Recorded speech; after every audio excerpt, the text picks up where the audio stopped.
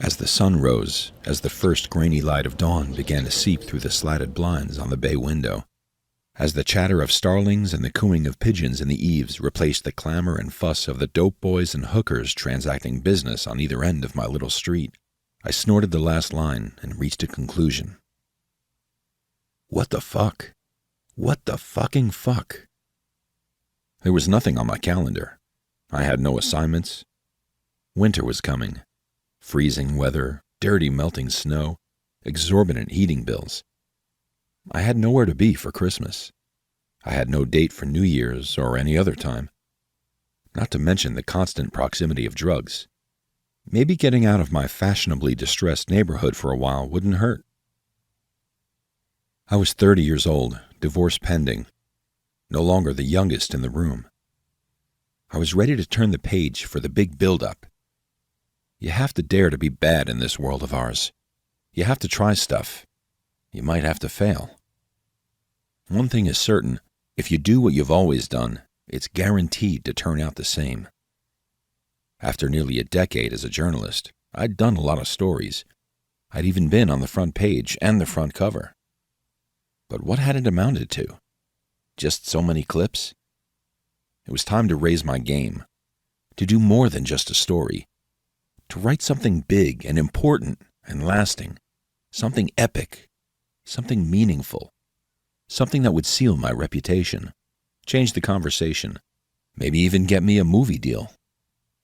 As it was, Jay Lovinger suggested an all-expense paid search for Marlon Brando, the most elusive actor of our times. I took the job.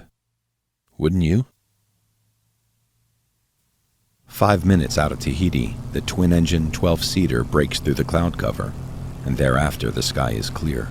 The ocean, a vast cloth of wrinkled blue, curved at the horizon.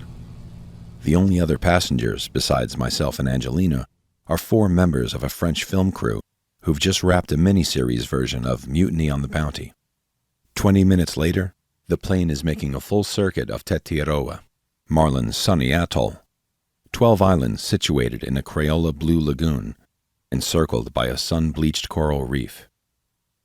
On one of the larger islands, Onatahi, is an airstrip, a somewhat rudimentary stretch of packed sand and asphalt scissored like an off-center part through the lush jungle.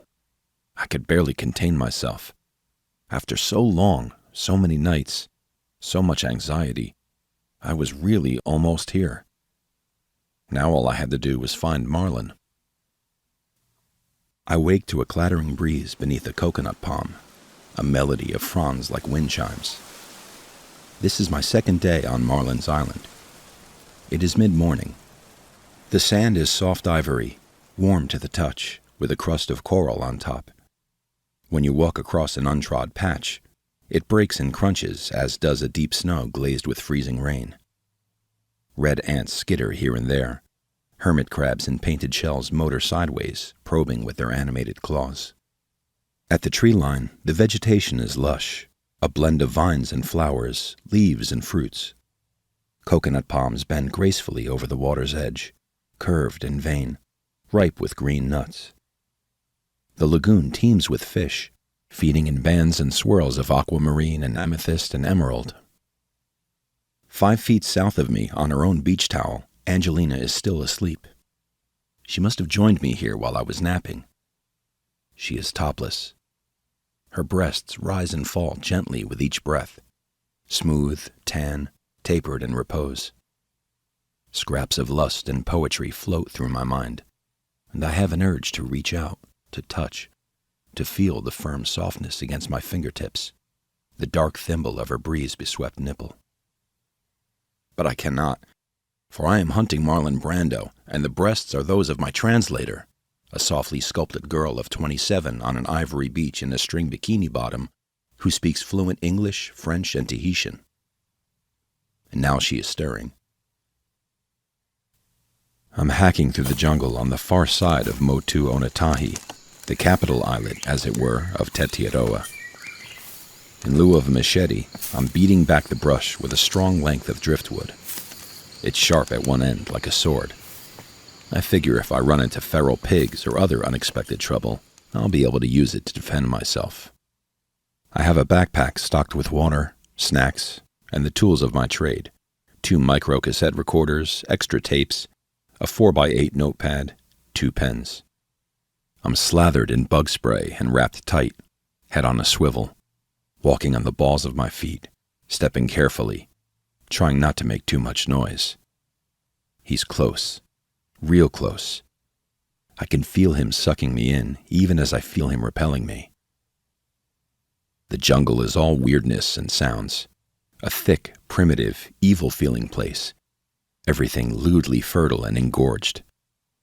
Plants with 8-foot leaves, vines the thickness of arms, roots like legs. Birds and insects chirp and sing, a disharmonic symphony of percussive sound with the volume jacked. A pungent blend of mold, pollen, and plant rot makes my nose run. Sweat streams down my face. I spot a thick snake coiled on a limb of a tree and move past quickly, keeping my eyes glued to the serpent, like an armed robber easing his way out of a backroom poker game. Then something nearby hits the ground with a thud. My heart does a flip-flop. I drop to one knee, sweep the perimeter with my eyes. What the fuck was that? As I write this, nearly 4 decades have passed. When I last saw Marlon, he was 64 years old, fat, bald, distracted, dressed in a blue bathrobe. Today, I'm 64. Marlon has been dead for 16 years. To my knowledge, our intersection had 0 influence on the course of his life. But for me, it changed everything.